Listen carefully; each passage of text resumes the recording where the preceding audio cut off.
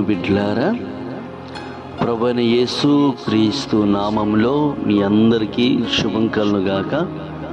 ఈరోజు యేసు క్రీస్తు ప్రభు మనకిస్తున్న వాగ్దానాన్ని మనము ధ్యానము చేసుకుందాం.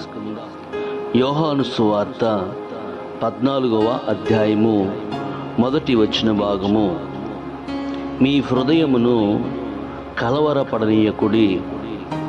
ప్రియ దేవుని బిడ్డలారా, చాలామంది జీవితంలో ఏదైనా అవసరత కలిగినప్పుడు, అనారోగ్యం వచ్చినప్పుడు, సమస్యలో ఇరుక్కొని పోయినప్పుడు, విపత్తు సంభవించినప్పుడు ఫస్ట్ దేవుని బిడలైనా కూడా దిగులు పడుతూ, కలవరపడుతూ, చింతిస్తూ ఏదో ఒకటి ఆలోచిస్తూనే ఉంటారు.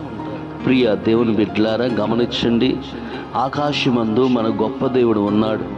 ఆయన యందు పరిపూర్ణ విశ్వాసం ఉంచి ఆయన నామమును బట్టి ప్రార్థన చేయి. ఆయన నమ్ముకో.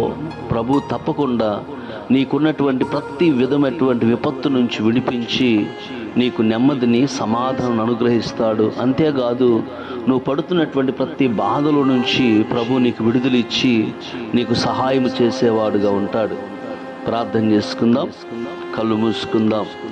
కృప చెమ్ముగల దేవా, నీ పాదాలకు చెల్లిస్తున్నాం.